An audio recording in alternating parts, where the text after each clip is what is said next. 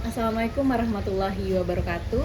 Sahabat dengan inspirasi, kembali lagi kita berbincang bersama Ibu Profesor Tuti Anggraini PhD. Nah, masih seputaran kelapa. Mungkin di konten sebelumnya itu sudah membahas tentang air kelapa, daging kelapa. Nah, sekarang ini akan membahas mengenai tempurung dari kelapa itu sendiri. Nah, pasti ada manfaatnya ya, Bu. Nah, kira-kira bisa dijadikan apa itu, Bu? Ya, jadi untuk tempurung kelapa ya, jadi itu kan berlignoselulosa ya.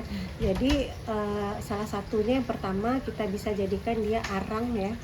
Dalam bentuk arang itu tentu saja dijadikan arang aktif istilahnya nih. Jadi arang aktif ini adalah kita gunakan sebagai absorben. Jadi untuk menyerap-nyerap ya. Jadi contoh absorben itu adalah di industri pengolahan minyak misalnya. Nah, di industri pengolahan minyak itu kan diekstrak ya, dikempa, kemudian minyak itu yang dihasilkan itu belum jernih sebenarnya. Belum jernih. Jadi nah itulah fungsi absorben. Ya, absorben itu untuk menyerap partikel-partikel padat yang ada pada minyak sehingga minyaknya menjadi jernih gitu. Itu menyerap zat-zat yang jelek atau? Iya, jadi menyerap zat-zat yang tidak terlarut yang menyebabkan kekeruhan pada minyak. Ya. Jadi artinya dia tidak hanya berfungsi di minyak saja sebagai penjernih nih, jadi juga bisa di industri pembuatan gula ya, gula pasir misalnya. Gula pasir itu kan ada yang warna kecoklatan, ada yang warnanya putih bersih ya. Jadi dia putih ini salah satunya karena boleh jadi dia menggunakan arang aktif tadi. Jadi kita jadikan arang kemudian diaktifkan. Jadi artinya diaktifkan itu adalah jadi ketika kita bakar sampai menjadi arang itu, jadi kan dia menjadi lebih berpori-pori itu ya, akan terbentuk pori-pori. Nah, pori-pori ini kadang-kadang kan masih tertutup. Ya, jadi kalau dia tertutup artinya sisi-sisi untuk sebagai absorben itu belum aktif.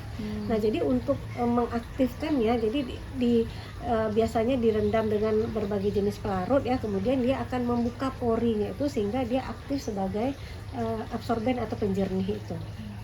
Nah, itu salah satunya. Kemudian yang kedua, dari tempurung kelapa ini bisa kita lakukan pembakaran dengan cara pirolisis ya. Kemudian kita jadikan asap cair namanya. Asap cair, apa Ya. itu asap cair? Nah, jadi begini Ani, jadi asap cair itu adalah asap yang kita cairkan. Nah, jadi pertama kita arang kelapa itu bukan arang ya, tempurung kelapa kita bakar di dalam alat namanya pirolisis ya. Jadi di dalam pirolisis itu kan akan terjadi karena proses pembakaran kan akan timbul asap ya. Nah, ada asap, kemudian di alat itu nanti akan dihubungkan dengan kondensor pendingin sehingga dia akan berubah menjadi liquid lagi. Jadi Cair lagi. Menjadi cairan lagi. Kemudian cairan itulah yang akan ditampung Ani. Nah, itulah dinamakan dengan asap cair. Tetapi asap cair yang ditampung ini belum bisa diolah untuk belum bisa digunakan untuk makanan ya. Jadi karena warnanya itu masih berwarna hitam karena kan asap tadi kan. Nah, jadi kalau asap ini jadi artinya yang pertama tertampung itu adalah asap cairnya masih mengandung senyawa-senyawa karsinogenik, berbahaya malah ini. Berbahaya. Jadi dia bisa memicu kanker. Ya, senyawa-senyawa pH-nya itu. Ya, jadi itu tidak bagus, tetapi bisa dimanfaatkan misalnya sebagai untuk kayu, misalnya pengawet kayu gitu.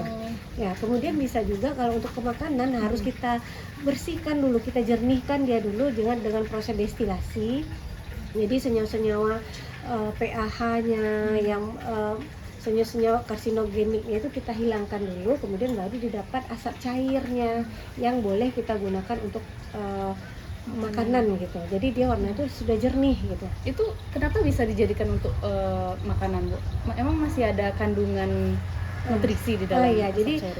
ya mungkin sebelumnya Ibu jelaskan dulu apa itu kegunaannya asap cair ini ya. Jadi asap cair ini ya kita gunakan untuk sebagai pengganti aromatik dari misalnya kita membakar-bakar. Jadi kan ada ikan salai ya. Ikan salai itu adalah ikan yang dibakar ya, yang diasap ya, ikan yang diasap. Nah, sementara asap itu kan tidak baik ya. Asap itu mengandung senyawa-senyawa pH, jadi dia bersifat karsinogenik. Ya, jadi dia memicu kanker sebenarnya. Ya.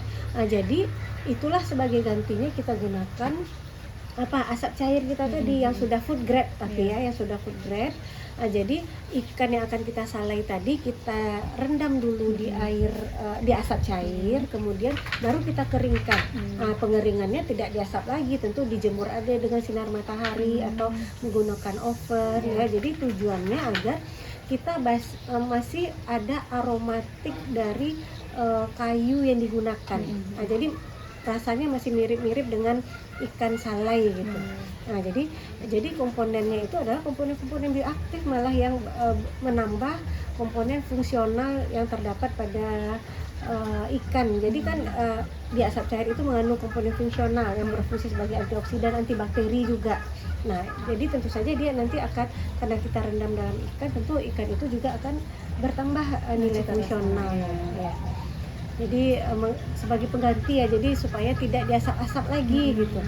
Karena kalau pengasapan yang biasa mungkin itu bisa merusak rasa dari masakan itu dan juga menimbulkan penyakit ya Bu ya. Jadi sebagai antibakteri juga dia untuk pengawet. Nah, itulah mengapa kelapa ini disebut pohon kehidupan. Ternyata masih banyak sekali manfaat dari kelapa itu sendiri. Nah, terima kasih Ibu atas bahasan singkat mengenai tempurung kelapa. Semoga bermanfaat. Assalamualaikum warahmatullahi wabarakatuh. Video kami kali ini, terima kasih sudah menonton. Jangan lupa untuk like, komen, dan subscribe untuk mengikuti perkembangan terbaru dari channel ini. Sampai jumpa di video selanjutnya.